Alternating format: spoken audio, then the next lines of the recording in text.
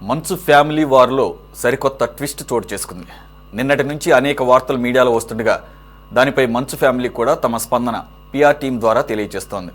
ఇక ఈరోజు ఉదయం కూడా మోహన్ బాబు ఇంటి వద్ద బౌన్సర్ల డ్రామా నడిచింది. ఇక తాజాగా పహాడీ షరీఫ్ పోలీస్ స్టేషన్కి వెళ్లిన మంచు మనోజ్ ఫిర్యాదు చేయగా అది మోహన్ బాబు మీదే అని అందరూ అనుకున్నారు.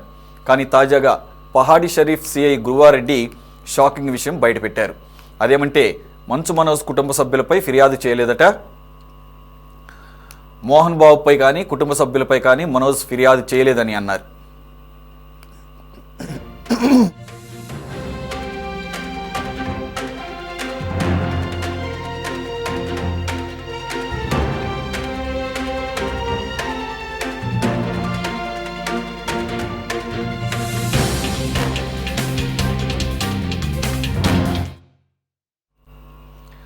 తన ఇంట్లో ఉండగా 10 మంది గుర్తు తెలియని వ్యక్తులు ఇంటికి వచ్చి అరిచారని, తమపై దాడి చేశారని ఫిర్యాదు చేశారని వెల్లడించారు.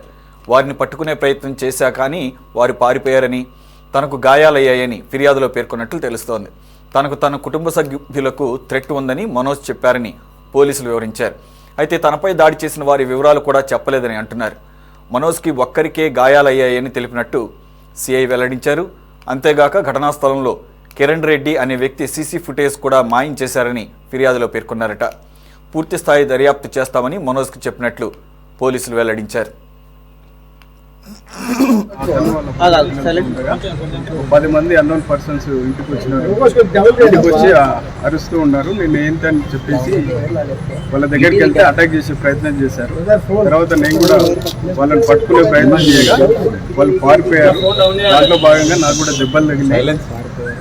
దాని తర్వాత నేను హాస్పిటల్కి వెళ్ళాను. తర్వాత సీసీటీవీ ఫుటేజ్ కూడా అంతా లేకుండా చేశారని చెప్పేసి దానిపైన కేసు రిజిస్టర్ చేసుకుని పేర్లు ఎవరు మెన్షన్ చేయలేదు. 10 మంది అన్నోన్ పర్సన్స్ రాశారు. మోహన్ బాబు గారి పేరు లేదు, అందులో ఫ్యామిలీ మెంబర్స్ పేరు కానీ ఎవరి గారు మెన్షన్ చేయలేదు. అది ఎందుకు దాడి చేశారనేది నాకు తెలియదు. నాకు, మా పిల్లలకు, నా భార్యకు థ్రెట్ ఉందని చెప్పారు. అందులో అది ఎందుకు అనేది తెలియదు. ఇంట్లోకి వచ్చి దాడి చేశారా? ఇతను వెళ్తూ ఉండగా వాళ్ళు అటాక్ చేశారా? ఇంటి పైన అటాక్, ఇంటి లోపలికి వచ్చారు.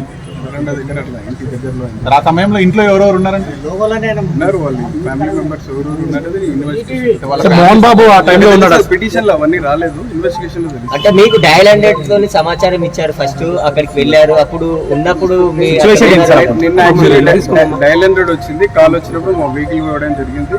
పోయినప్పుడు అక్కడ ఇష్యూ కూడా ఏం లేదు, ఎవరు దాని తర్వాత ఇదంతా జరిగింది. పిటిషన్ తీసుకొచ్చి ఇస్తానని చెప్పారు. అతను ఈ రోజు వచ్చి ఇచ్చారు. అంటే ఎవరు అంటే ఇంట్లో భారీ సెక్యూరిటీ ఉంది అక్కడ. కనీసం ఒక అన్నోన్ పర్సన్ లోపలికి వెళ్ళాలంటే కూడా చాలా ఇబ్బందికరంగా ఉంది. సార్ మీరు ఏమైనా సీసీ ఫుటేజ్ ఏమైనా కలెక్ట్ చేశారా? కలెక్ట్ చేసుకుంటాం. ఎన్ని గంటలకు జరిగింది, ఎప్పుడు జరిగింది? ఇన్వెస్టిగేషన్ లో భాగంగా ఇవన్నీ మీరు ఆల్రెడీ సీసీ కెమెరా ఇన్వెస్టిగేషన్ లో భాగంగా ఇవన్నీ ఇప్పుడు కలెక్ట్ చేస్తాము. ముందు ఇంకేమైనా అప్డేట్స్ చెప్పలేదు. అందులో ఉన్న ఆర్టిస్ట్ కు లేదని చెప్తున్నారు. ఏందనేది కూడా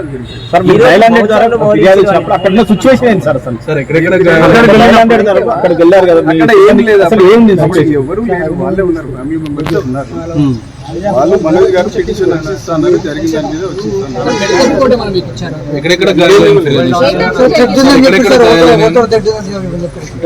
నిన్న 9 o'clock జరిగిందని చెప్పారు. 9 o'clock ఆయనకి కుటుంబానికి తెట్టుందంటారు కదా, ఎవరితో స్పెసిఫిక్ గా మెన్షన్ చేయలేదు. ఇన్వెస్టిగేషన్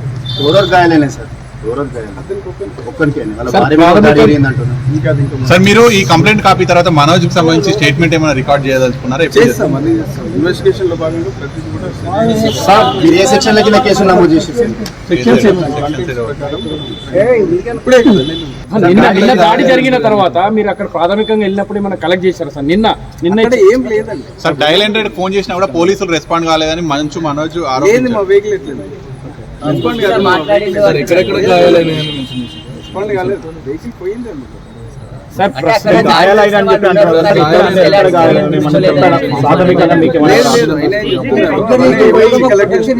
లేదు.